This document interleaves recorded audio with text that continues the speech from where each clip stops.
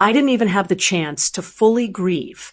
One day after Jason's funeral, his sister looked me in the eye and told me, "Your good life is over, Marie." That is how my nightmare began. Not with a bang, but with a whisper in my own kitchen, while the smell of funeral lilies was still thick in the air. My name is Marie. I am 68 years old. 3 days ago, I was a wife, a partner, and a woman who thought she knew exactly where she stood in the world. I thought I was safe. I thought I was loved. But today, standing in the living room of the house Jason and I bought 30 years ago, I realized I was none of those things. I was just a widow. And apparently, to my husband's family, that made me a target. The day of the funeral was a blur. They call it a fog, and that's exactly what it is. You move through the motions. You shake hands. You accept the casseroles wrapped in tinfoil. You nod when people say, "He's in a better place," even though you want to scream that his place is right here next to you, sitting in his recliner, drinking his coffee. Jason had passed after a brief illness. It was fast. Too fast. We didn't have years to prepare. 1 month he was complaining about being tired. And the next month I was picking out a casket. The reception was held at our house. It's a beautiful house, a large colonial in the suburbs of Atlanta. We worked for decades to afford this place. Every brick, every curtain, every piece of furniture has a story. It was supposed to be our sanctuary for our golden years. But that afternoon, filled with 50 people dressed in black, the house didn't feel like a home. It felt hollow. I was sitting on the sofa, clutching a tissue that had been shredded to pieces in my hand. I looked around the room, desperate for something familiar to hold on to. I looked for my son, Ethan. He's 42 now. He has Jason's eyes. I needed him to come sit next to me. I needed him to put his arm around his mother and tell me we were going to be okay. But Ethan wasn't looking at me. He was standing by the fireplace, typing furiously on his phone. He looked annoyed, impatient. He kept checking his watch, as if burying his father was an inconvenience in his schedule. Every time I tried to catch his eye, he looked away. It stung, but I told myself to be charitable. Everyone grieves differently, right?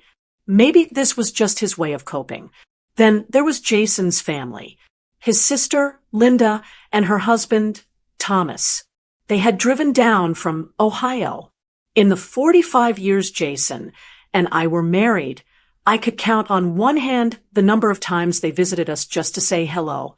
They were there for the weddings and the big parties, the times when there was free food and an open bar, but they were never there for the hard times. I stood up. My legs felt heavy, like I was wading through deep water. I needed to get away from the noise. I needed something to do with my hands. I walked into the kitchen to check on the coffee. The kitchen was quiet. I took a deep breath, leaning against the granite counter. This was my space. I had cooked thousands of meals here. I had bandaged scraped knees here. I had laughed and cried with Jason right here where I was standing. I closed my eyes, trying to summon his presence, trying to find just one moment of peace. The swinging door pushed open. It was Linda. She didn't knock or clear her throat. She just walked in, her heels clicking sharply on the tile floor. She was holding a glass of wine. My wine, I noticed, and she had a look on her face that I couldn't quite place. It wasn't sadness. It wasn't sympathy. It looked like satisfaction. "I'm making more coffee," I said, my voice trembling a little. "Do you want a cup, Linda?" She didn't answer. She just leaned against the refrigerator and looked me up and down. Her eyes felt like they were appraising me, or maybe appraising the kitchen appliances.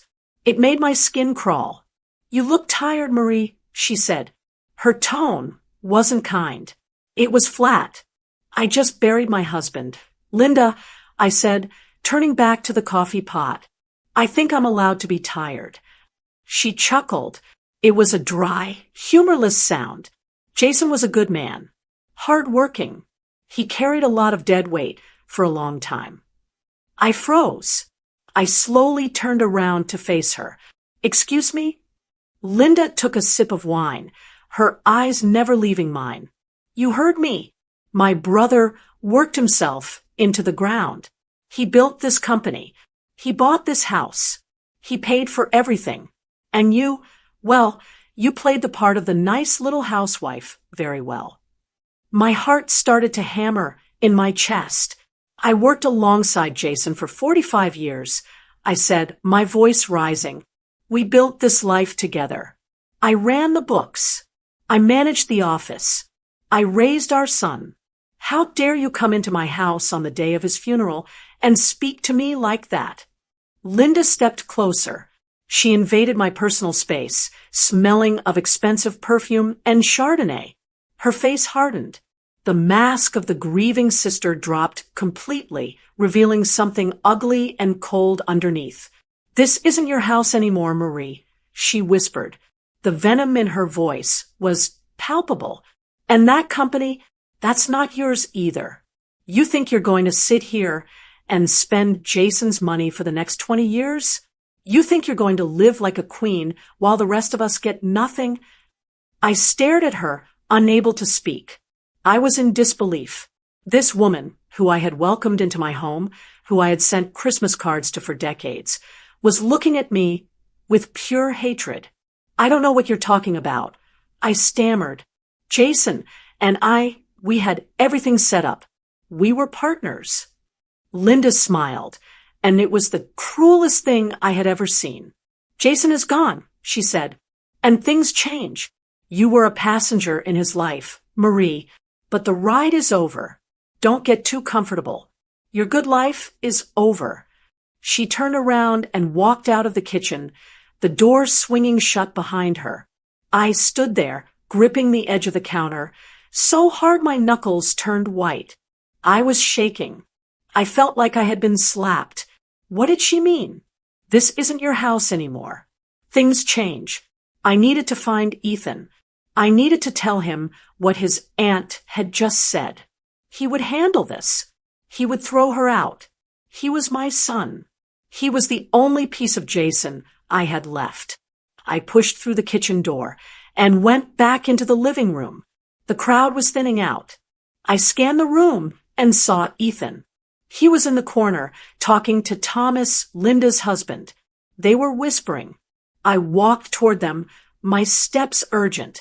Ethan, I said, Ethan, I need to talk to you. Ethan looked up. He didn't smile. He didn't reach out to hold me. He looked at me with the same cold, detached expression he had worn all day. He glanced at Thomas, and then back at me. Not now, Mom, he said. We're discussing business. Business? I asked, confused. Ethan, we just buried your father. What business? Family business, Thomas said, stepping in.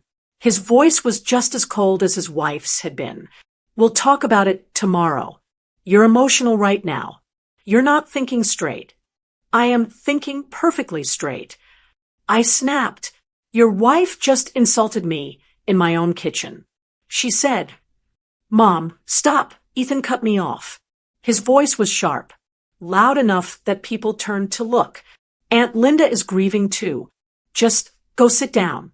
We'll handle everything. We'll handle everything. The way he said it sent a chill down my spine that was colder than the grave we had just left. He didn't say, I'll help you. He said, we, him and them. I looked at my son. I looked at my brother-in-law. And across the room, I saw Linda watching me, raising her glass in a mocking toast. I backed away. I felt a sudden, terrifying realization wash over me. I wasn't just grieving a husband. I was alone in a room full of enemies. The confusion and sorrow I felt deepened into a pit of dread. I turned and walked up the stairs to the bedroom Jason and I had shared for 30 years. I shut the door and locked it. I sat on the edge of the bed, staring at his empty pillow. Linda's words echoed in my head over and over again. Your good life is over. I wanted to believe she was just a bitter, jealous woman. I wanted to believe my son was just stressed. But deep down, in the pit of my stomach, I knew something terrible was happening. I didn't know it yet, but the funeral was the easy part. The real nightmare was just beginning. I sat on the edge of our king-sized bed, the silence of the house pressing against my ears. Linda's voice was still ringing in my head like a tinnitus I couldn't shake. The free ride ends now. I looked at the framed photo on the nightstand. It was taken in 1978. Jason and I were standing in front of his first beat-up Ford pickup truck. He was covered in drywall dust, his hair a mess, grinning like he had just won the lottery. I was wearing a faded floral blouse, holding a toddler. Ethan, on my hip. We looked tired. We looked poor. But we looked together. A free ride. Linda had no idea what that ride actually cost. People see the big house in the suburbs. They see the granite countertops and the manicured lawn. They see the construction company logo on the side of a dozen shiny trucks driving around Atlanta. They think I just woke up one day and walked into a fairy tale. They think I was just the woman waiting at the finish line with a glass of lemonade while Jason ran the marathon alone. But I ran every single mile of that marathon right beside him.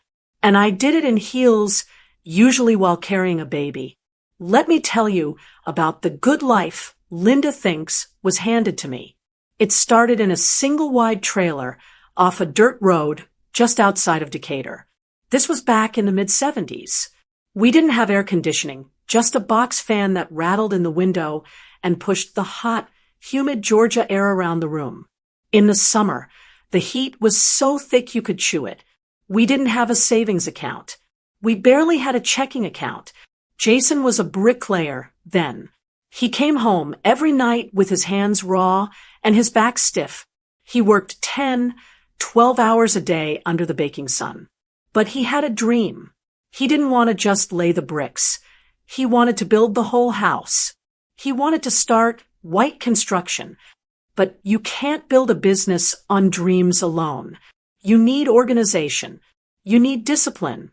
You need someone to count every single penny, because if you lose one, you don't eat. That was my job. While Jason was out hauling lumber and pouring concrete, I was the engine that kept the machine running. I didn't go to college for business. I learned it at the kitchen table after Ethan went to sleep. I taught myself bookkeeping. I learned how to file taxes. I learned how to negotiate with suppliers who didn't want to give credit to a couple of kids with no collateral. Linda called it a free ride. I call it the years of ramen noodles and Ritz crackers. For the first 5 years, that was our diet. We ate the cheapest food we could find so we could put gas in the work truck. I remember walking through the grocery store with a calculator in my hand, adding up every item in the cart before I put it in. If we were over budget by 50 cents, the milk went back on the shelf. I patched Jason's work pants until they were more patched than denim. I cut my own hair. I cut Ethan's hair. We didn't take vacations. We didn't go to the movies. Our date night was sitting on the porch steps, splitting a warm beer, talking about the day we might be able to afford a real driveway. Where was Linda then? Where was Thomas? They were in Ohio, living comfortable lives. They never visited. They never called to ask if we needed help. When Jason broke his leg on a job site in 1982 and couldn't work for 6 weeks, did his family send money? Did they offer to come down and help with the baby? No. I took a job cleaning houses during the day while managing Jason's business at night. I scrubbed other people's toilets to keep the lights on in our trailer. I remember coming home one evening smelling like bleach, my hands chapped and sore. Jason was sitting in his cast, looking at the floor, feeling like a failure because he couldn't provide. I sat next to him, took his hand, and told him, "We are going to get through this. We are building something real, Jason." And nothing real comes easy. That is the sweat equity I put into this marriage. It wasn't just money. It was belief. It was holding the line when the world tried to push us back. When the business finally started to take off in the late 80s, it wasn't because of luck. It was because I managed the cash flow so tightly that we survived 2 recessions that bankrupted our competitors. I was the one who insisted we buy our equipment instead of leasing it.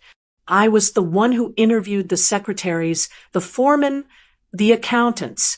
Even Sarah, the accountant who works for the company now. I hired her. I trained her. I showed her how we do things. I built the infrastructure that allowed Jason to be the big man on the job site. And Ethan, my heart breaks when I think about him now. He grew up on those job sites. He sat in his playpen in the corner of our makeshift office while I typed invoices on a typewriter. He saw the struggle.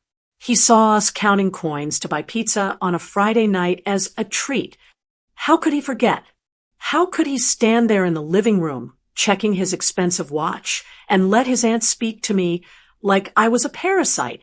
He knows better. He knows that without me, there would be no inheritance for him to steal. That's what hurts the most. It's not just the greed. It's the erasure.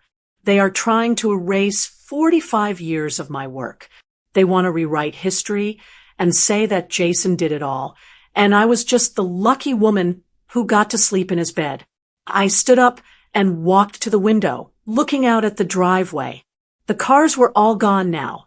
The funeral guests had left. It was just me in this big, silent house. I thought about the will.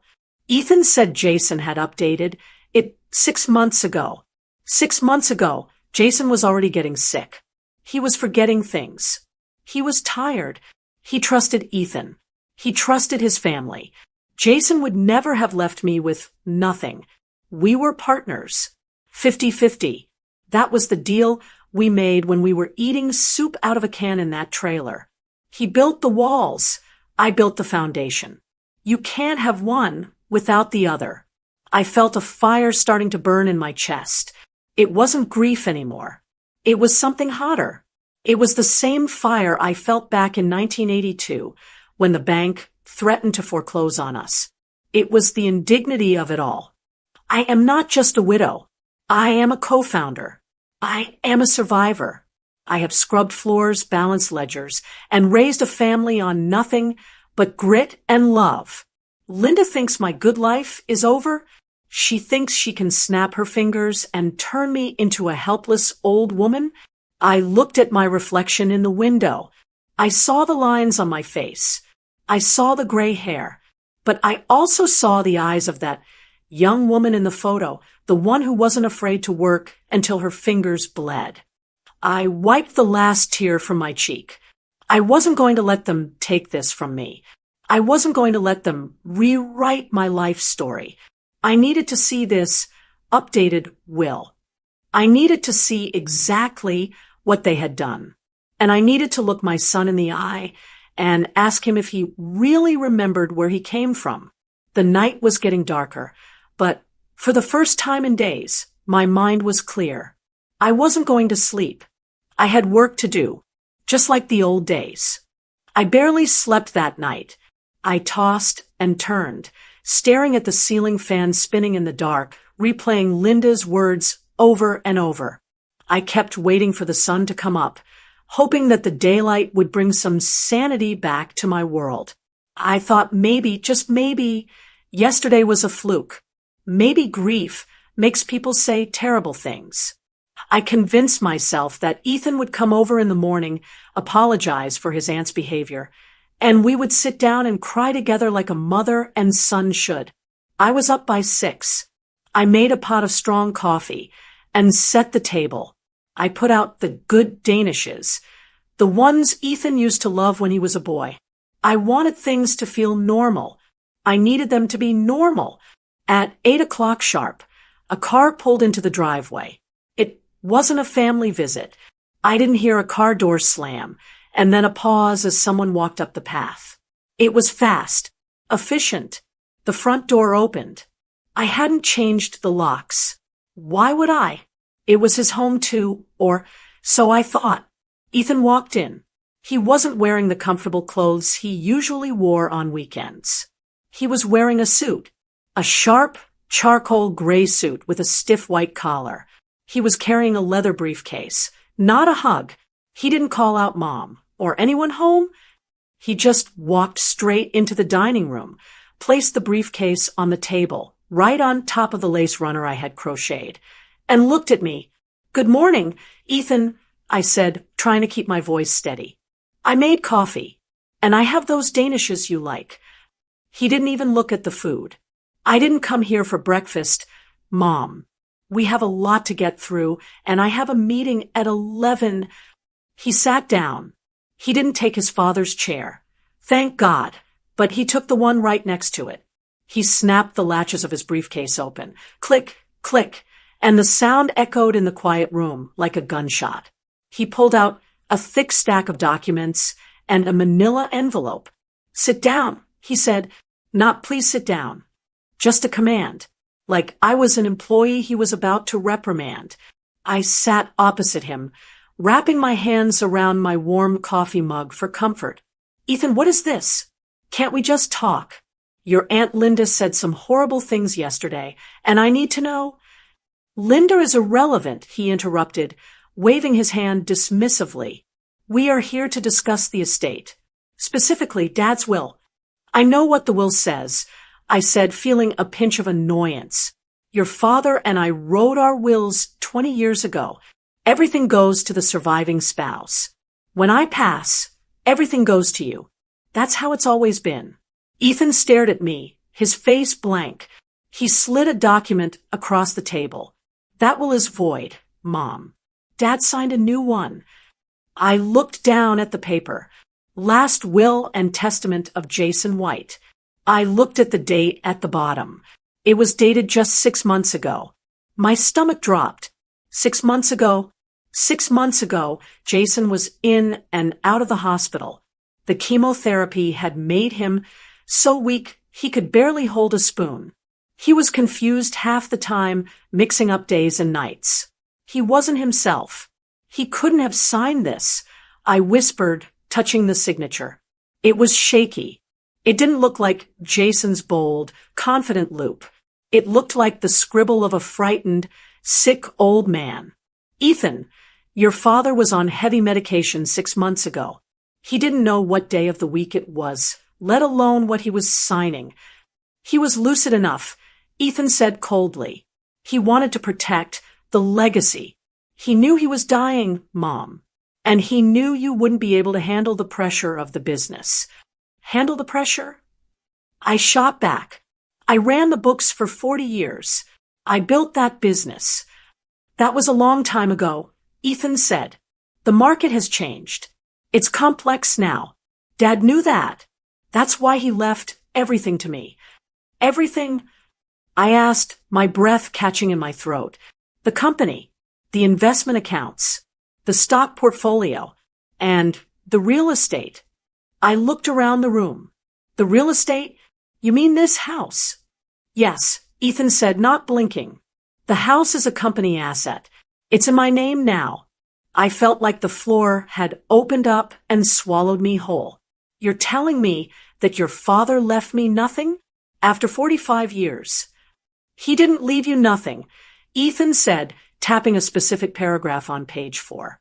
"He set up a stipend for you, a monthly allowance." I squinted at the numbers. $2,000 a month. $2,000? I choked out. "Ethan, the property taxes alone are $5,000 a year.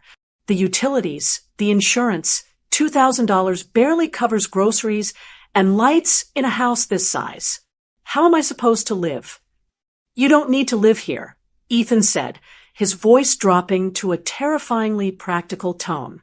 "This house is too big for one old woman. It's wasteful. The plan is to sell it. You can move into a condo, or maybe an assisted living facility. Something manageable." I stood up. I couldn't sit there anymore.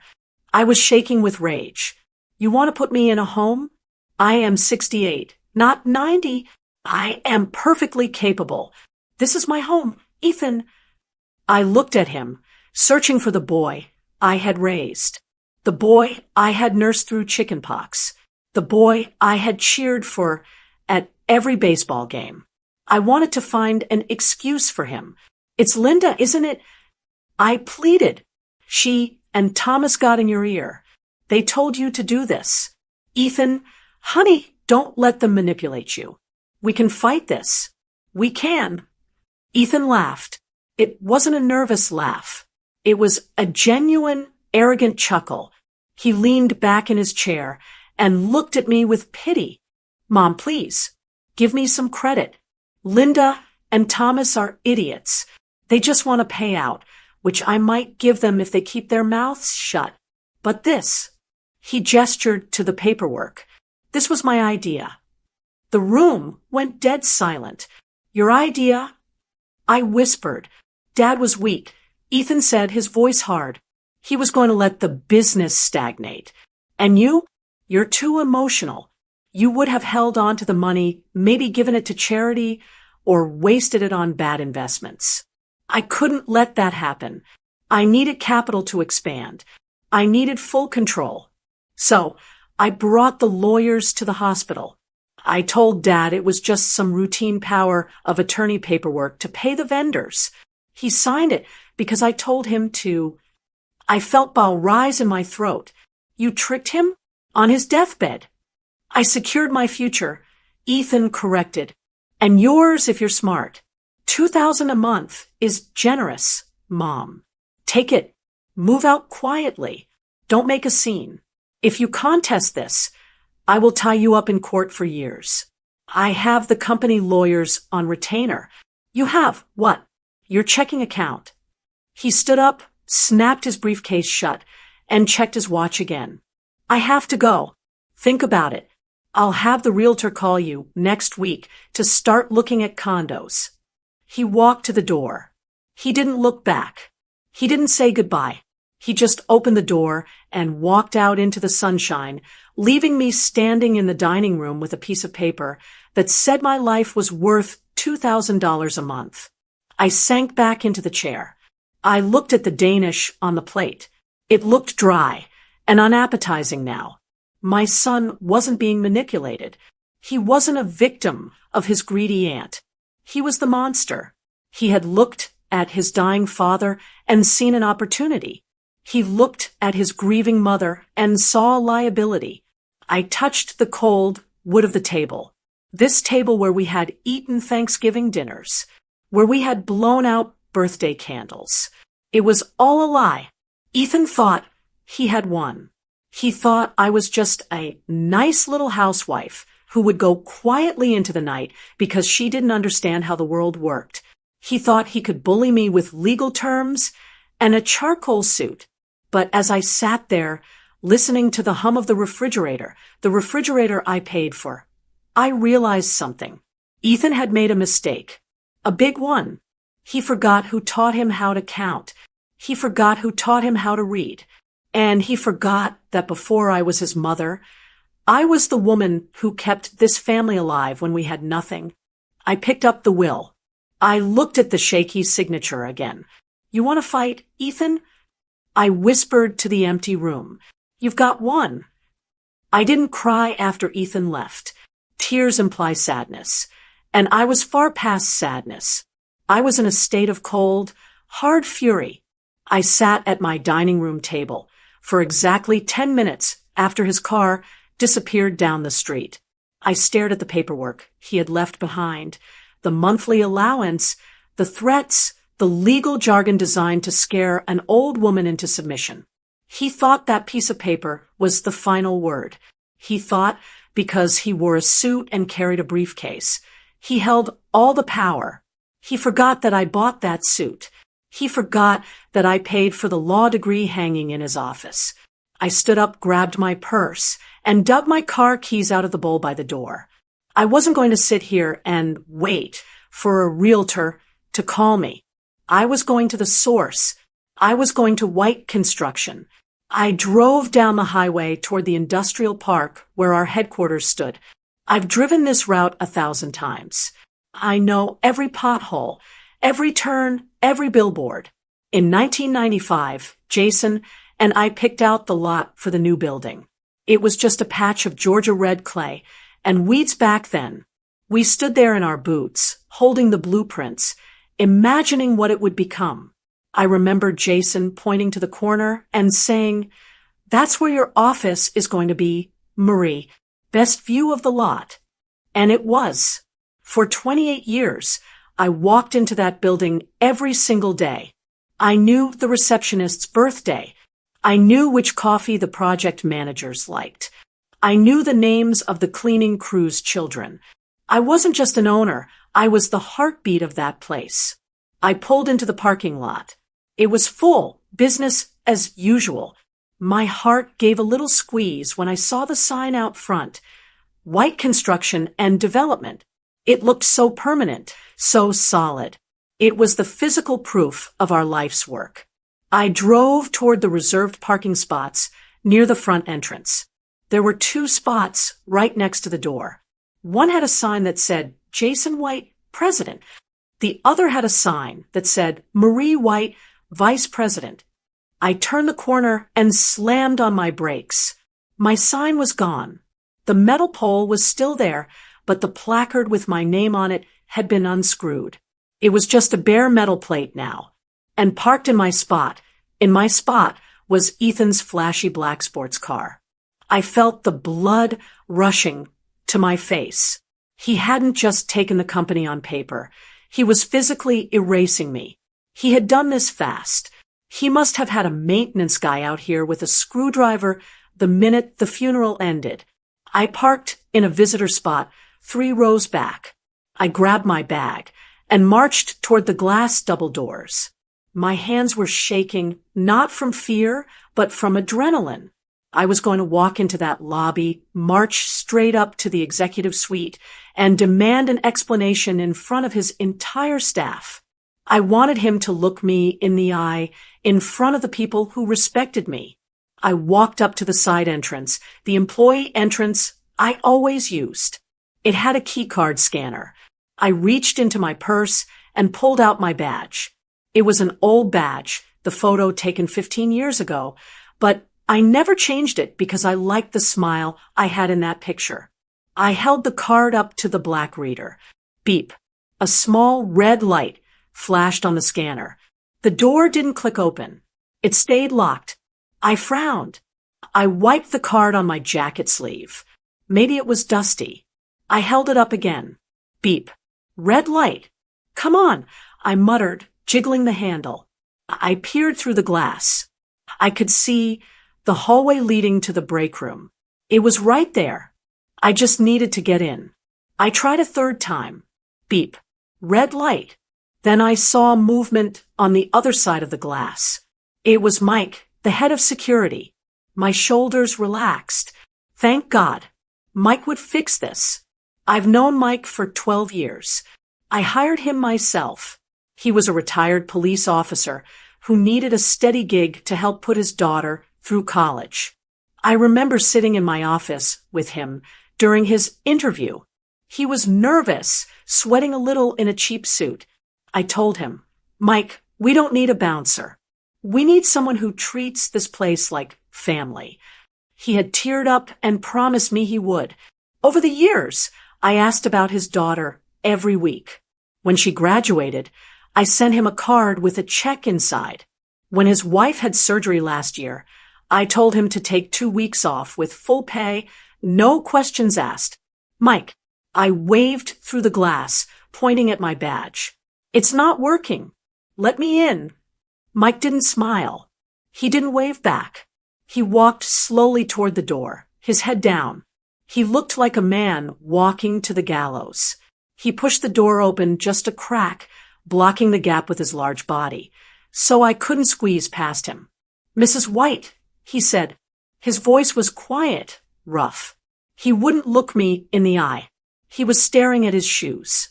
Mike, thank goodness, I said, trying to step forward. Something is wrong with the system.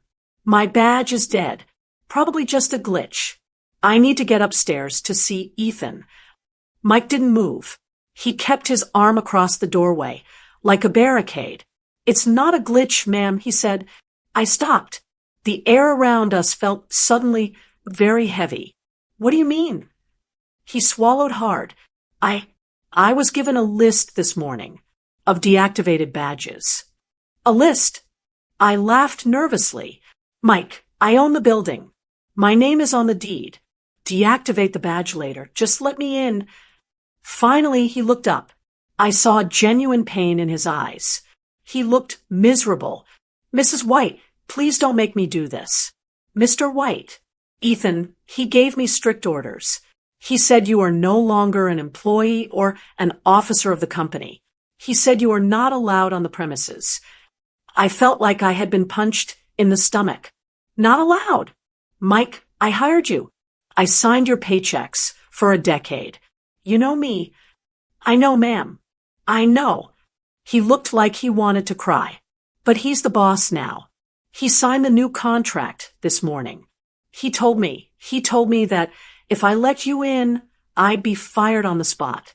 I have a mortgage, Mrs. White. I can't lose this job. I stood there on the concrete, the heat of the sun beating down on my black funeral dress. I looked at this man I had helped, this man I had trusted. I wasn't angry at him.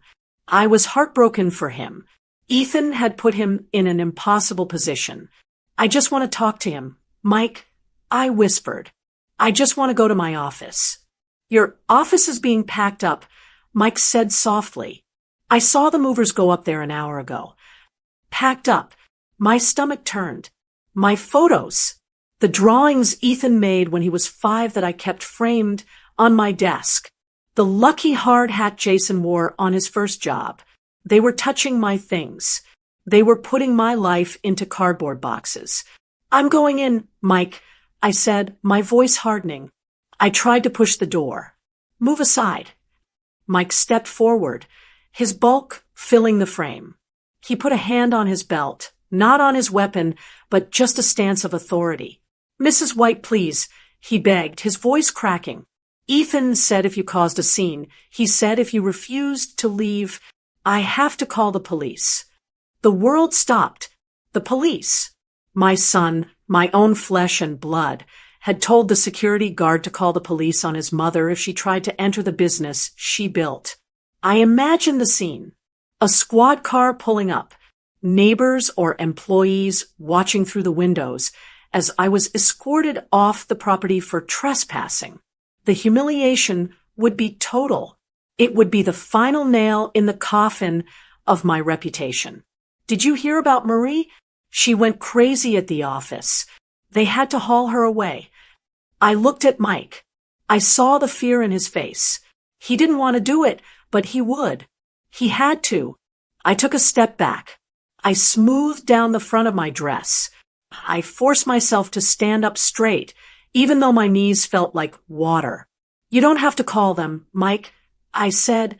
My voice was calm, terrifyingly calm. I wouldn't want you to lose your job.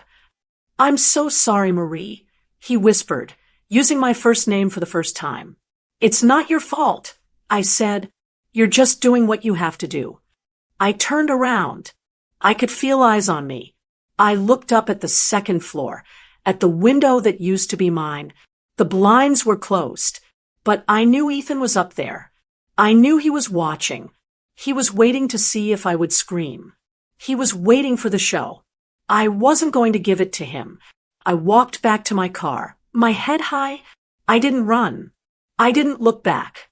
I got in, locked the doors, and sat in the stifling heat. I looked at the building one last time. It didn't look like a sanctuary anymore.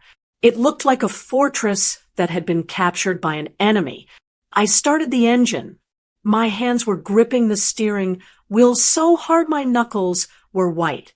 Okay, Ethan, I said to the windshield. You took my parking spot. You took my badge. You turned my own people against me. I put the car in reverse. But you made a mistake, I thought. You didn't destroy me. You just woke me up. I drove out of the lot, past the sign with my name missing. I wasn't going home to cry. I was going home to plan. Because now I knew the truth. This wasn't a misunderstanding. This was a war. And I had just lost the first battle. But the war was far from over. I drove home from the office in a daze. My hands were still shaking from the encounter with Mike at the security gate. I kept checking my rearview mirror, half expecting a police car to be following me, sirens wailing, coming to arrest me for trying to enter my own building. When I pulled into the driveway of the house, my house, I let out a breath I felt like I had been holding for hours. The house looked peaceful. The azaleas Jason and I planted 20 years ago were in full bloom, bright pink against the white siding. The porch swing was swaying gently in the breeze. This was my sanctuary. This was the one place where Ethan couldn't touch me. Or so I thought. I went inside and locked the door. I threw the deadbolt. Then I put the chain on. It felt ridiculous, locking myself inside my own home in the middle of the afternoon, but I felt hunted. I went into the kitchen and poured a glass of water. My throat was dry as dust. I was just raising the glass to my lips when I heard the tires crunching on the gravel outside. Not one car. Two. My stomach dropped. I walked to the living room window and peered through the sheer curtains. Ethan was there. He was stepping out of his sports car. But he wasn't alone. A second car, a black sedan, had pulled up behind him. A man I didn't recognize got out. He was holding a clipboard and a thick file folder. He looked like a lawyer or maybe a doctor. They didn't walk to the door like guests. They walked with purpose. Ethan looked angry. He was pointing at the house, saying something to the man. Then the pounding started. "Mom, open the door." Ethan shouted. He didn't ring the doorbell. He hammered his fist against the wood. I stood frozen in the hallway. "Go away, Ethan." I yelled through the door. "I'm not signing anything else. Leave me alone." "We're not here to sign papers, Mom," Ethan yelled back. "We're here to get you help. Open the door, or we're calling the authorities for a wellness check." A wellness check. The phrase chilled me to the bone. I opened the door, just a crack, leaving the chain on. I looked out. "What are you talking about?" I hissed. Ethan stepped close to the crack. He lowered his voice, but it was loud enough for me to hear every terrifying word. "Look at you," he said, gesturing to my disheveled hair and my funeral dress. "You're hysterical. You're erratic. You went to the office and caused a scene. Mike called me. He said you were shouting, trying to break down the doors." "That is a lie." I gasped. I was calm. I just wanted to get my things. The man with the clipboard stepped forward. "Mrs. White," he said, his voice smooth and condescending. "My name is Dr. Aris. I've been retained by your son to assess your capacity. Given your recent behavior, the aggression, the confusion regarding your husband's will, there is concern that you are suffering from an acute mental breakdown, or perhaps early onset dementia." Dementia. They were playing the card I feared most. They were going to weaponize my grief and use it to paint me as crazy. "I am not crazy," I said, my voice trembling. "I am grieving, and I am being robbed by my own son." "See," Ethan said to the doctor, throwing his hands up. "Paranoia. Delusions of persecution. She thinks everyone is robbing her. Mom, this is for your own good. We have emergency temporary guardianship papers ready to file. If you don't cooperate, if you force us to call the police to open this door, they will take you to a facility for a 72-hour hold, just to be safe." I looked past Ethan. Across the street, I saw the curtains twitch in the window of the blue house. Mrs. Higgins. She was watching. Then I saw Mr. Henderson, 2 doors down, pause while walking his dog. He was staring at my front porch. Ethan saw me looking at the neighbors. He smirked. He knew my weakness. He knew that for 40 years I had prided myself on being a dignified woman. I was the head of the HOA.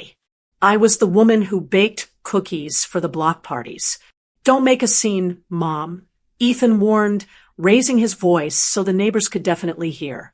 Don't make the police drag you out of here in handcuffs. Imagine what the neighbors will say. Poor Marie, she finally lost her mind. I looked at the chain on the door. It was a thin piece of brass. It wouldn't hold them back if they really wanted to get in. I had a choice to make, and it was the hardest choice of my life. Option 1, I could slam the door. I could lock myself in the bathroom. I could scream and fight when the police arrived. I could make them drag me out kicking and screaming. I would force them to physically remove me from the home I built. It would be a fight. It would be brave. But then I looked at Mrs. Higgins' window again. If I fought, I would look exactly like the crazy old woman Ethan was describing. The police would believe the calm man in the suit, not the screaming widow. I would end up in a psychiatric ward, medicated and silenced. And Ethan would win everything by default. Option 2, I could open the door. I could pack a bag. I could walk out on my own 2 feet. I would lose the house for tonight, but I would keep my freedom. And more importantly, I would keep my dignity. Ethan leaned in. Last chance, Mom. The police are 1 phone call away. Do you want to leave like a lady or like a criminal? I closed my eyes. I thought of Jason. He hated scenes. He hated gossip. Give me 30 minutes, I said quietly. 10, Ethan replied. And just personal items. No furniture. No assets. I closed the door. I didn't lock it this time. I ran upstairs. My legs felt like lead. I grabbed the small suitcase from the back of the closet. I had 10 minutes to pack 45 years of life. What do you take when you are losing everything? I didn't take the jewelry Jason gave me. Ethan would claim I was stealing estate assets. I didn't take the silver. I went to the nightstand. I took my blood pressure medication. I took the photo of Jason and me from 1978. I took the small leather Bible Jason's mother had given us on our wedding day. I went to the dresser and grabbed 3 changes of clothes, underwear, a toothbrush. I looked around the bedroom. The bed was still unmade on Jason's side. His smell was still on the pillow. I wanted to lie down and die right there. I wanted to grab the bedposts and refused to let go. 5 minutes. Ethan shouted from downstairs. I zipped the suitcase. I walked to the bathroom and splashed cold water on my face. I looked in the mirror. I looked old. I looked tired. But I didn't look crazy. I walked down the stairs. Ethan and the doctor were standing in the foyer. They had let themselves in. Ethan was already looking at the paintings on the wall, probably calculating how much they would sell for at auction. He looked surprised to see me ready so quickly. Here, I said, holding out my key ring. The house key. The car key was in my pocket. The car was in my name, paid for by me before the company bought the fleet. He couldn't take that. Ethan took the keys. He didn't say thank you. You made the right choice, Mom. The rational choice. I'm not doing this because I'm crazy, Ethan. I said, my voice ice cold. I'm doing this because I refuse to let you turn my life into a circus. You can have the house. It's just wood and brick. But you don't have me. I walked past him. I walked past the doctor, who wouldn't meet my eyes. I stepped onto the porch. Mrs. Higgins was standing on her front lawn, now, pretending to water her petunias. She looked at me with wide eyes. I didn't hide my face. I lifted my chin. I nodded to her. Good afternoon, Barbara. I called out clear and loud. Then I walked to my car. I put my suitcase in the passenger seat. Ethan stood in the doorway of my home, watching me leave. He looked like a king surveying his conquered kingdom. I backed out of the driveway. I didn't look back at the house. I couldn't. If I looked back, I knew I would break. I drove 3 miles down the highway to the Motel 6. It was the only place nearby where I could pay cash and not leave a paper trail immediately. I checked into a room that smelled like stale cigarettes and lemon cleaner. I sat on the lumpy mattress. The neon sign outside buzzed, flashing red light into the room. I was homeless. I was a widow. I was alone. But I wasn't locked in a psych ward. I was free. And as I sat there, listening to the sirens of the highway, I wondered if I had made a terrible mistake. Should I have stayed? Should I have made them drag me out? Did walking away make me look guilty? I put my head in my hands, and finally, for the first time since the funeral, I let myself scream. I have never felt as small as I did sitting on the edge of that mattress in room 114. The room smelled like stale cigarette smoke and industrial lemon cleaner, a smell that stuck to the back of my throat. The carpet was sticky. The curtains were thin, letting the red flashing light of the motel sign bleed into the room every 3 seconds. Buzz. Flash. Buzz. Flash. I had lived in a trailer with Jason when we were 20, but that was different. That was an adventure. We were young, and we were building something. This was the end. I was 68 years old, sitting in a cheap motel with 1 suitcase, 3 pairs of underwear, and a travel-sized tube of toothpaste. I had no home. I had no husband. And as of 4 hours ago, I had no son. I stared at the phone on the nightstand. I wanted to call someone, but who? My friends were all in the same social circle as Linda and Ethan. If I called them, what would I say? Hi, I'm at the Motel 6 off the interstate because my son kicked me out. The humiliation was a physical weight on my chest, heavy and suffocating. I didn't want their pity, and I certainly didn't want their gossip.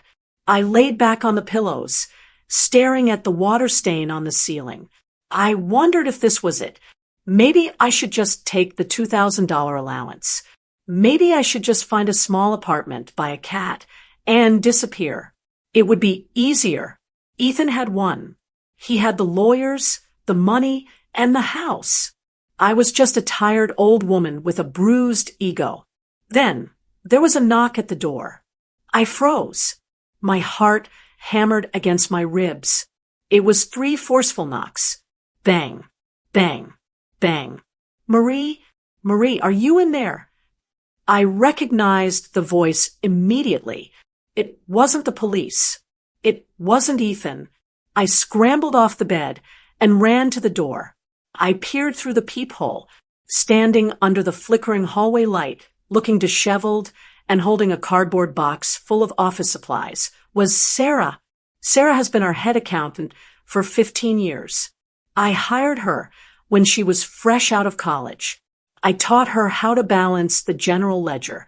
I was the one who drove her to the hospital when her water broke at the office. She wasn't just an employee. She was family. I threw the deadbolt and yanked the door open.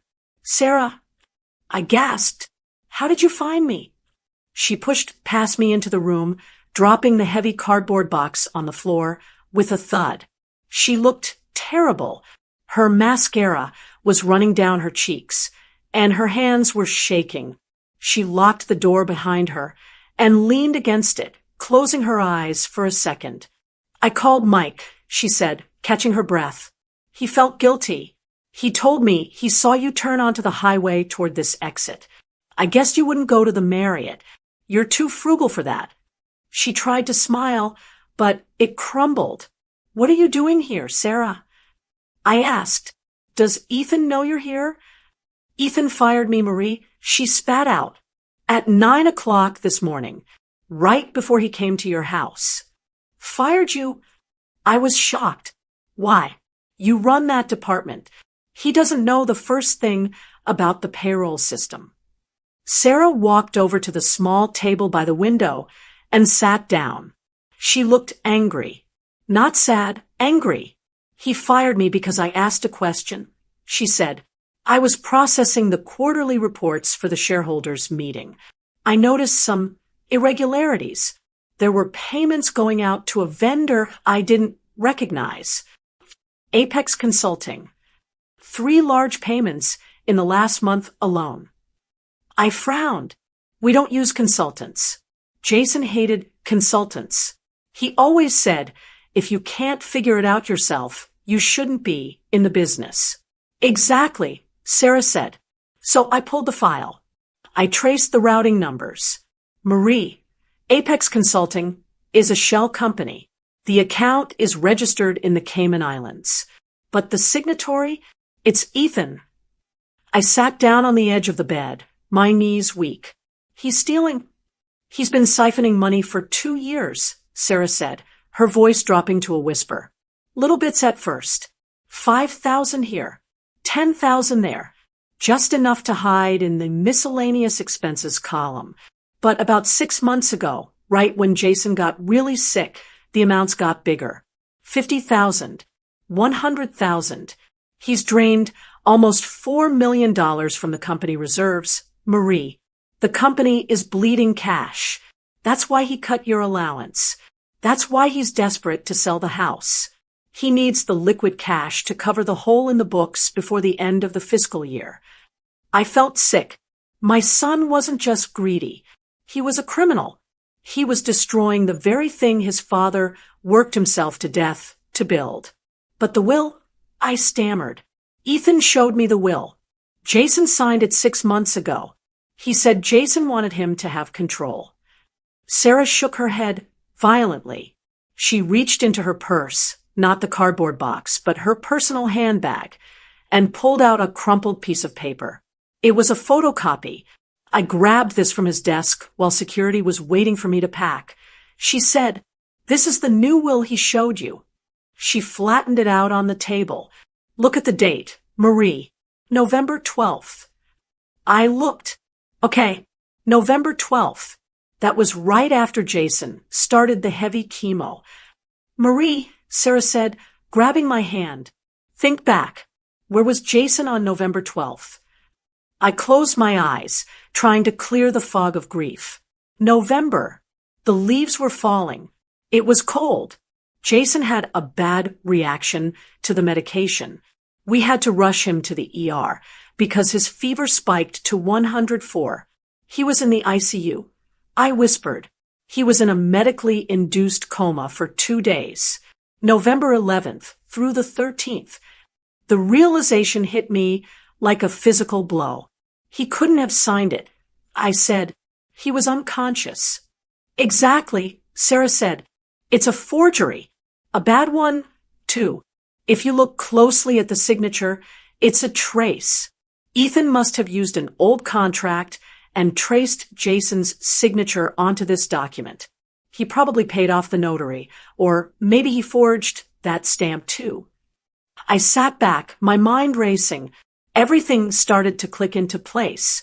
The rush to get me out of the house.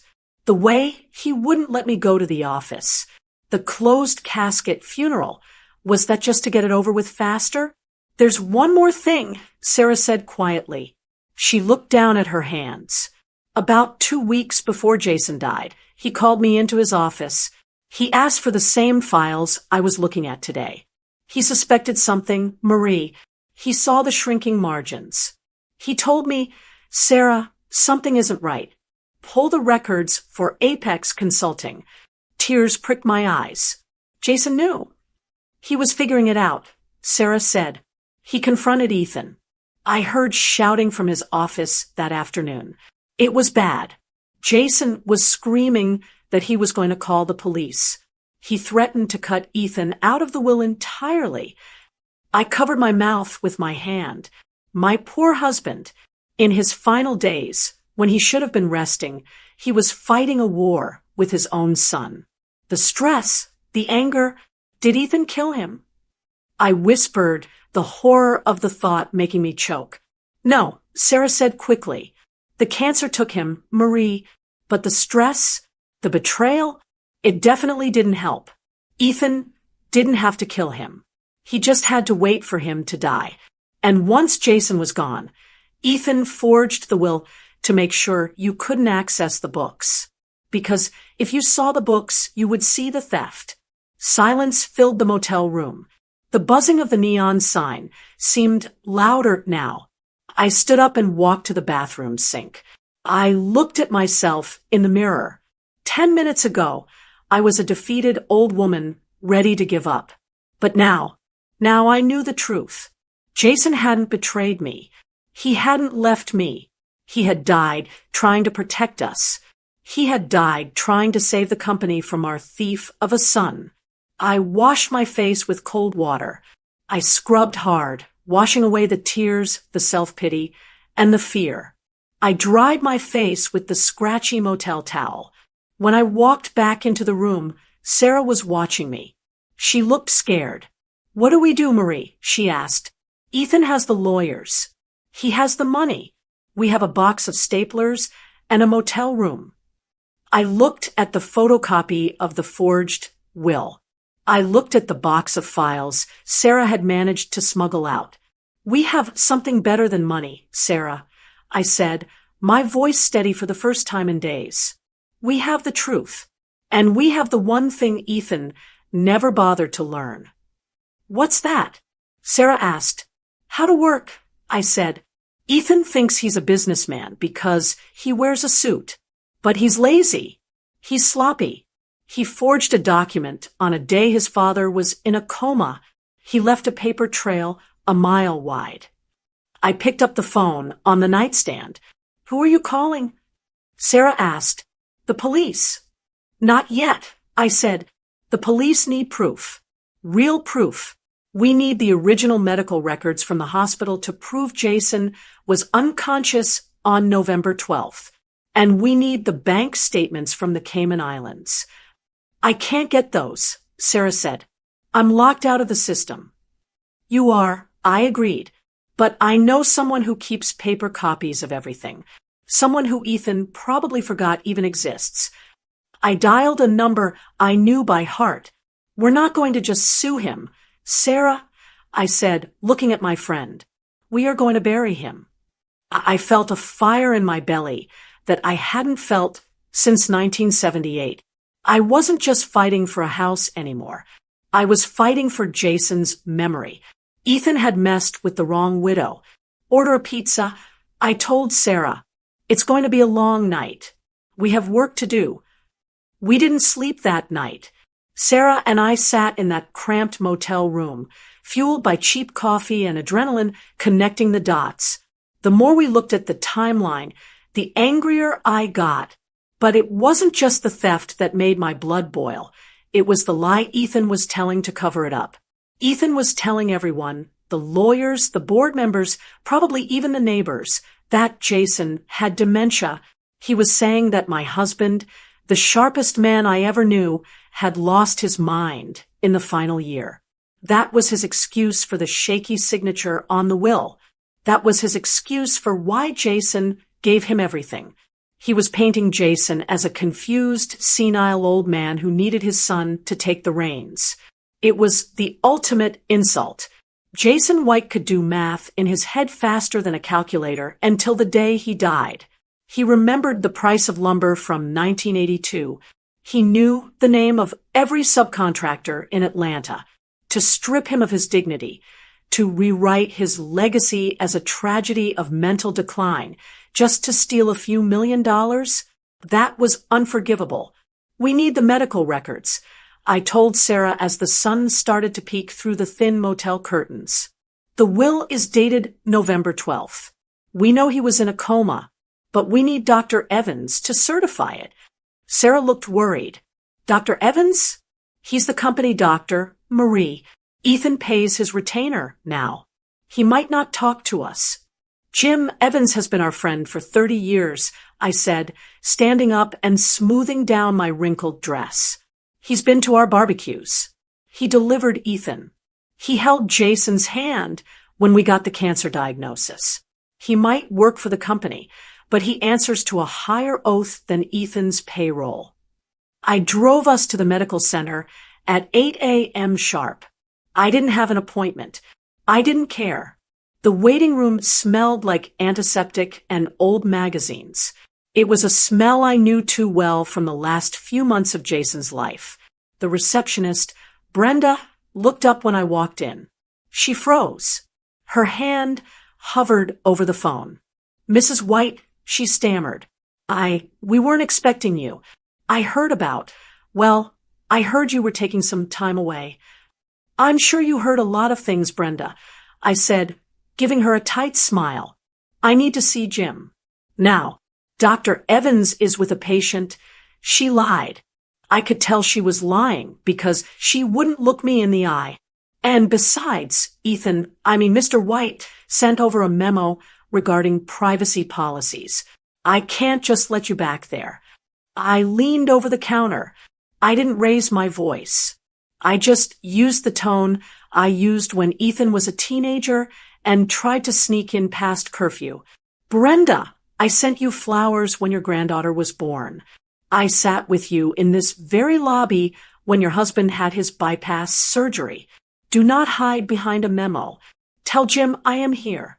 Brenda crumbled. She nodded nervously and picked up the office line. "Dr. Evans? Marie is here." "Yes."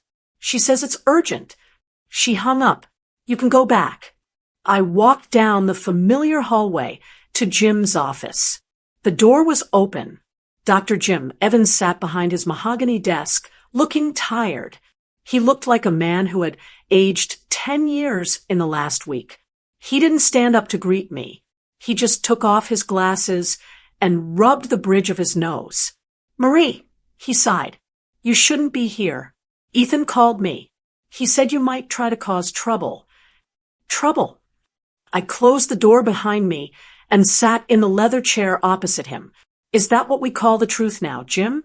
Trouble?" "I'm the executor of the medical estate now, Marie." Jim said, his voice guarded. "Ethan has power of attorney. He explicitly forbade me from releasing any records to you. He says you're confused. He says you're in denial about Jason's condition at the end." "Jason's condition?" I felt the heat rising in my cheeks. "You mean the dementia? The dementia that Ethan invented?" Jim looked away. He started shuffling papers on his desk. "Jason was on a lot of medication. Marie, the chemo brain, the fatigue, it can look like cognitive decline. It's a gray area." "It is not a gray area, and you know it." I snapped. Jason was sharp as a tack until the morphine took him under. He wasn't confused. He was dying. There is a difference. I reached into my purse and pulled out the photocopy of the forged will. I slammed it onto his desk. "Look at the date, Jim. November 12th. Jim glanced at the paper, but didn't pick it up. "So, where was Jason on November 12th? I asked. Jim stayed silent. "I'll tell you where he was," I said, my voice shaking with emotion. "He was in the ICU at St. Joseph's. He had sepsis. You were there, Jim. You were the one who told me we had to put him in a medically induced coma to let his body fight the infection. He was unconscious for 48 hours. Jim stared at the desk. I could see his jaw working. He knew. Of course he knew. He was the attending physician. "Ethan says Jason signed this will on November 12th. I continued, leaning forward. "He says Jason had a moment of clarity and signed away his entire life's work because he knew he was losing his mind." "Jim, how does a man in a coma sign a legal document?" Jim finally looked at me. His eyes were sad. "Marie, if I give you those records, I lose my practice. Ethan threatened to sue me for breach of confidentiality. He said he'd ruin me."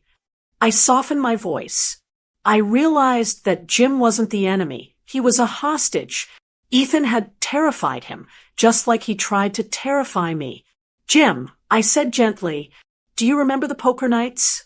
Do you remember when Jason helped you build that deck on your lake house? He spent 3 weekends out there in the heat, measuring and cutting because he wanted it to be perfect for you. Jim's eyes watered. He nodded. I remember. Jason was a man of honor, I said. He didn't lie. He didn't cheat. And he trusted you with his life. If you let Ethan get away with this, if you let him paint Jason as a senile, crazy old man just to cover up a forgery, then you are spitting on the grave of your best friend. I paused. The room was silent except for the ticking of the clock on the wall. I don't care about the money, Jim. I lied. I care about the truth. I will not let history remember Jason White as a man who lost his mind. I want his dignity back. And you are the only one who can give it to him. Jim stared at me for a long, agonizing minute. I saw the battle happening behind his eyes. The fear of Ethan versus the loyalty to Jason. Finally, he let out a long, shuddering breath. He opened the bottom drawer of his desk. He pulled out a thick file folder. I have to go check on a patient in room 3, he said, his voice barely a whisper. I'm going to leave this file on the desk. It's the original chart notes from November. If someone were to take a picture of them, or maybe borrow the file while I was out of the room, I wouldn't know anything about it. He stood up. He looked at me, and for the first time, he smiled. It was a sad smile, but it was real. Give him hell, Marie, he whispered. He walked out of the office and closed the door. I didn't waste a second. I grabbed the file. My hands were trembling as I flipped it open. I scanned the dates. November 10th, patient admitted with high fever. November 11th, patient intubated. Sedation administered. November 12th, patient non-responsive. Medically induced coma maintained. Glasgow Coma Scale, 3. There it was. In black and white ink. A Glasgow Coma Scale of 3. That means total unresponsiveness. A man with a score of 3 cannot hold a pen. He cannot read a contract. He cannot sign a will. I pulled out my phone and took photos of every single page. Then I shoved the entire file into my oversized purse. I wasn't leaving it behind. I needed the original. I walked out of the office. Brenda was typing furiously at her computer and pretended not to see me. I walked past her, past the waiting room, and out into the parking lot where Sarah was waiting in the car. I got in and slammed the door. I pulled the file out and threw it on the dashboard. Did you get it? Sarah asked, her eyes wide. I got it, I said. November 12th. He was in a coma, Sarah. A coma. Sarah let out a whoop of joy. That's it. That's the smoking gun. The will is void. Everything goes back to the previous will, the one that leaves everything to you. We have him, I said, gripping the steering wheel. We have the medical proof. And thanks to your box of files, we have the financial proof of the theft. I looked at the building one last time. I had walked in there begging for a favor. I was walking out with a weapon. What now? Sarah asked. Do we go to the police? No, I said, a cold resolve settling over me. The police will take months.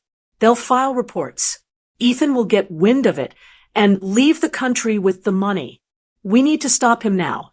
Tonight. Tonight. Sarah asked. What's tonight? Tonight is the annual shareholders' dinner, I said. Ethan is hosting it at the house. My house. He's going to announce himself as the new CEO. He's going to toast to his beloved father while standing in the dining room he stole. I started the car engine. I think it's time I crashed the party. Sarah looked at me, a grin spreading across her face. You're not going to just show up, are you? Oh, I'm going to show up, I said, and I'm going to bring a few guests. The truth tends to be a very loud guest. I put the car in drive. The fear was gone. The grief was still there, tucked away in a corner of my heart, but right now it was overshadowed by something much more useful. Justice. Ethan thought he had buried his father. He thought he had buried me, but he forgot one thing about the White family. We don't stay down. Let's go shopping, Sarah. I said, if I'm going to take back my company, I need a new dress. I parked my car a block away. I didn't want the valet taking my keys. I didn't want anyone announcing my arrival. I wanted to walk up the driveway on my own 2 feet, unseen until the very last moment. The house, my house, was lit up like a Christmas tree. I could hear the music from the street. It was jazz, smooth and expensive. I saw shadows moving against the curtains of the living room window. Shadows of people drinking my wine, standing on my Persian rugs, celebrating a new era that was built on a lie. I looked down at my dress. Sarah and I had gone to a boutique in the next town over. I didn't buy something flashy. I bought a black dress, tailored and sharp. It wasn't a morning dress. It was a power suit in the form of a gown. I put on my pearl necklace, the one Jason bought me for our 30th anniversary. Ethan had tried to claim it was estate property, but I had hidden it in the lining of my purse before I left. I walked up the path. The front door was unlocked to let the caterers in and out. I stepped into the foyer. The smell hit me first. Truffle oil and expensive cologne. The sound of laughter, polite corporate laughter, filled the air. I stood there for a moment, just breathing. This was the foyer where I had welcomed guests for 40 years. This was where I had hugged Jason when he came home from work. Now, it was filled with strangers. I walked into the living room. There were about 30 people. I recognized most of them. The board of directors, the bank manager, a few key investors, and, of course, Linda and Thomas, standing near the bar, looking like they had won the lottery. Ethan was in the center of the room, holding a glass of champagne. He was laughing at something the vice president of operations was saying. He looked handsome. He looked confident. He looked like a man who didn't have a care in the world. Then, the room shifted. It started with the people near the door. They stopped talking. They nudged their neighbors. The silence spread like a wave, rolling across the room until it hit the center. The jazz music seemed to get louder as the chatter died. Ethan noticed the silence. He turned around, a confused smile on his face. Then he saw me. The smile vanished. He didn't look angry, at least not at first. He looked like he had seen a ghost. I didn't yell. I didn't cry. I didn't throw a drink. I just walked. I walked through the crowd. People parted for me like the Red Sea. I saw the bank manager, Mr. Henderson, look down at his shoes. I saw Linda's mouth drop open, her hand clutching her pearls. I stopped 3 feet in front of my son. "Mom," Ethan said. His voice was too loud in the quiet room. He tried to recover his composure. He put on that fake, corporate smile. "What a surprise. We weren't expecting you. I thought you were settling into your new arrangements." He was trying to humiliate me. He was trying to remind everyone that I was the crazy old woman living in a motel. "I decided to accept your hospitality. Ethan," I said. My voice was calm, clear, and carried to every corner of the room. "After all, I know where the wine glasses are kept." A few people chuckled, nervously. Ethan's smile tightened. "Well," he said, stepping closer to block me from the board members, "we're actually in the middle of a business dinner, Mom. It's a bit technical. Maybe we can talk tomorrow? I can call you a cab." "No need," I said. "I drove myself. I just wanted to congratulate you. Ethan, it takes a lot of ambition to take over a company like White Construction." "Thank you," he said, relaxing slightly. He thought I was surrendering. He thought I had come to kiss the ring. "It takes even more ambition," I continued, my voice dropping just an octave, "to forge a will while your father is in a coma." The silence in the room became absolute. You could have heard a pin drop on the carpet. Ethan's face went pale. All the blood drained right out of it, leaving him looking like a wax statue. "I don't know what you're talking about," he hissed, glancing around at the investors. She's confused. I told you all, the grief has been hard on her. November 12th, I said. I didn't shout it. I said it like I was reciting a grocery list. That's the date on the will, Ethan. November 12th. I took a step closer. I was in his personal space now. I could see the sweat starting to bead on his forehead. I have the medical records, Ethan. I whispered, loud enough for him and the 3 board members behind him to hear. I have the charts from Dr. Evans. Glasgow Coma Scale of 3. Dad wasn't confused. He was unconscious. Ethan's hand shook. Champagne sloshed over the rim of his glass and dripped onto his expensive Italian shoe. You're lying, he whispered back, but there was no power in it. It was the voice of a scared little boy. And Apex Consulting, I added, the Cayman Islands account. This time, he actually took a step back. He bumped into a waiter, nearly knocking a tray of appetizers over. I have the bank transfers, Ethan, I said. Sarah traced them. For $1 million. You didn't just steal the company from me. You stole it from them. I gestured to the board members standing behind him. The vice president of operations, a man named George who had worked with Jason for 20 years, stepped forward. He wasn't looking at me anymore. He was looking at Ethan. And he didn't look happy. Ethan, George said, his voice low and dangerous. What is she talking about? Nothing. Ethan stammered. She's senile. She's making it up. Security. Where is Mike? Get her out of here. Mike isn't here, I said calmly. And neither are the police. I didn't bring them, Ethan, because unlike you, I don't want to see the White family name dragged through the mud on the 6 o'clock news. I looked him dead in the eye. I saw the terror there. He knew it was over. He knew that I knew. And he knew that if I showed those papers to George or the bank or the district attorney, he wouldn't just lose the house. He would go to prison. I am going to leave now, I said. I'm going back to my motel room. I'm going to order a pizza and watch television. I reached out and plucked the champagne glass from his shaking hand. I set it down on a coaster on the side table.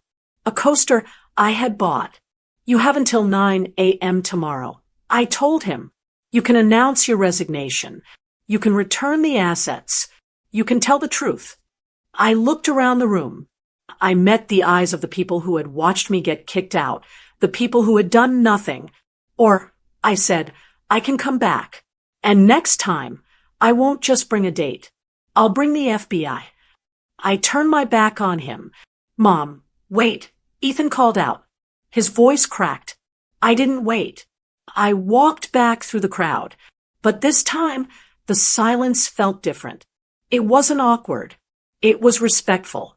As I passed Linda, she tried to make herself small, hiding behind her husband. I didn't even look at her. She wasn't worth my time. I walked out the front door and into the cool night air. My heart was pounding so hard I could feel it in my throat, but my hands were steady. I had walked into the lion's den, and I hadn't just survived. I had pulled the lion's teeth.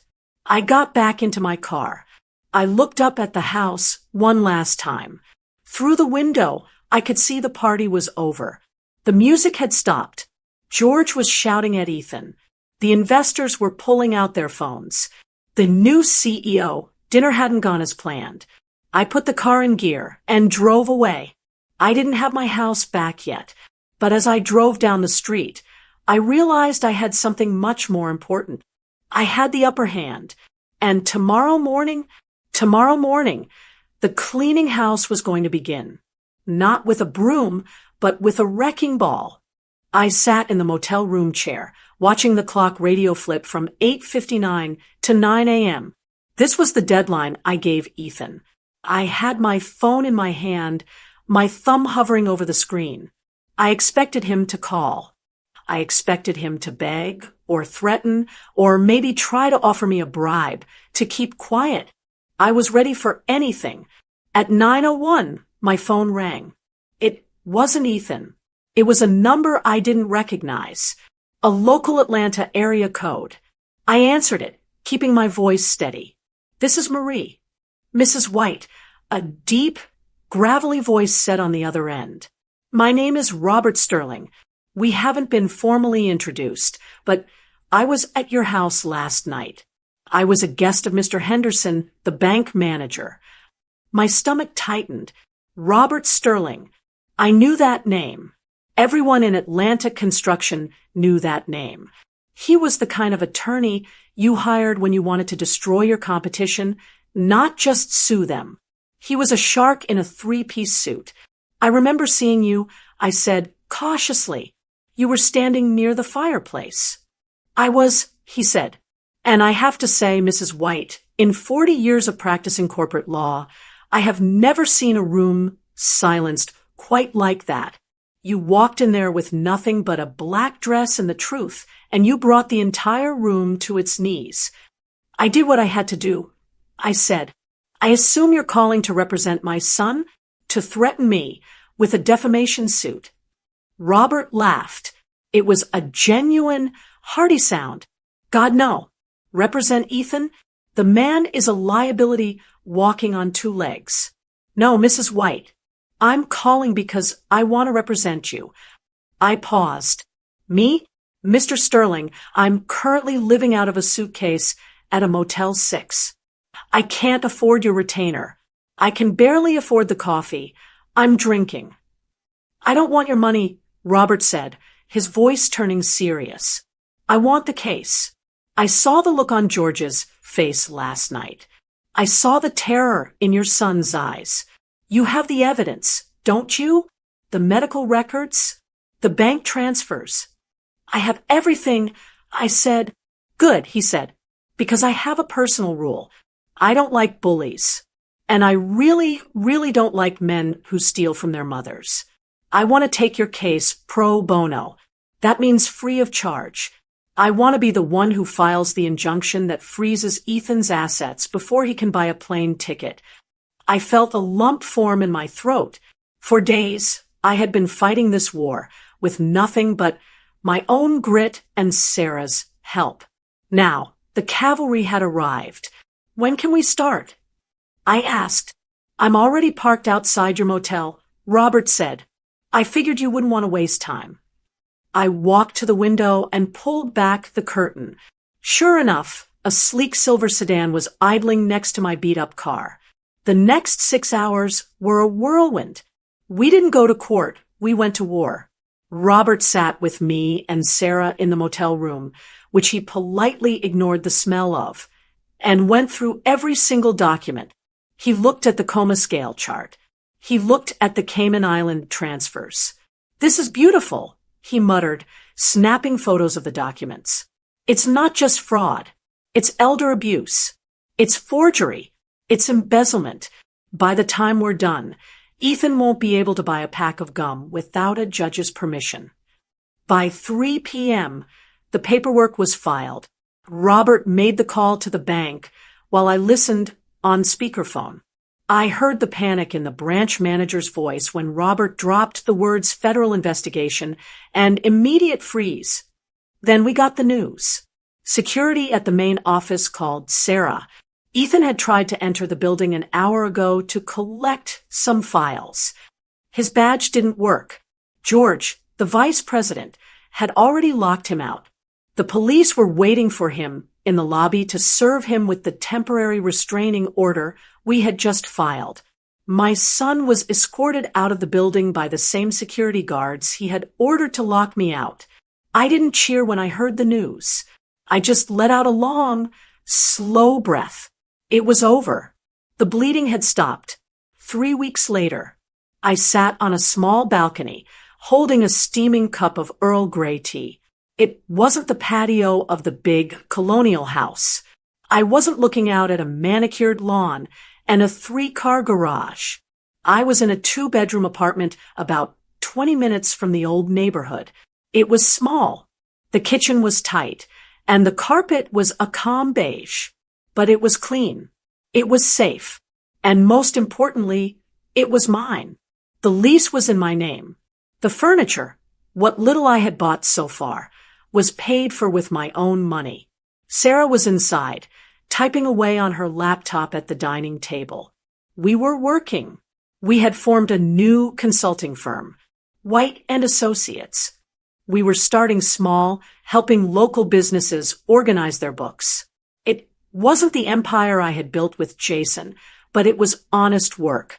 The big house was tied up in legal proceedings. Robert said it might take a year to untangle the mess Ethan made.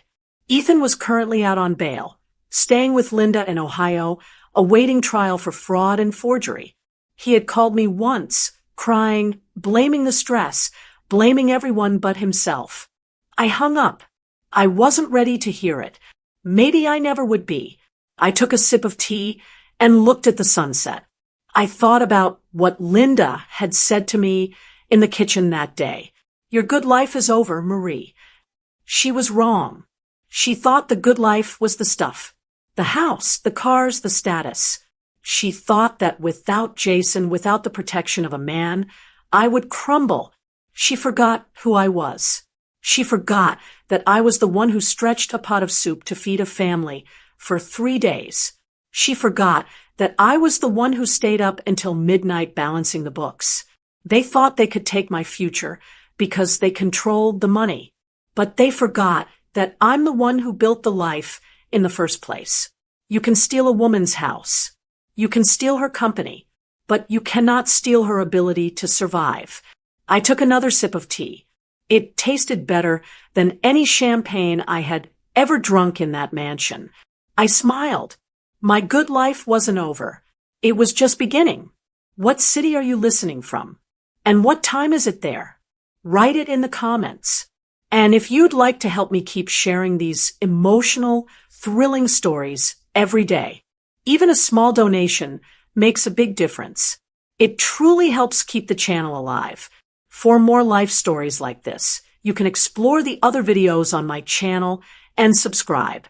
On the screen, you'll see 2 new stories I'm sure you'll enjoy. Click one and start listening right away. With love,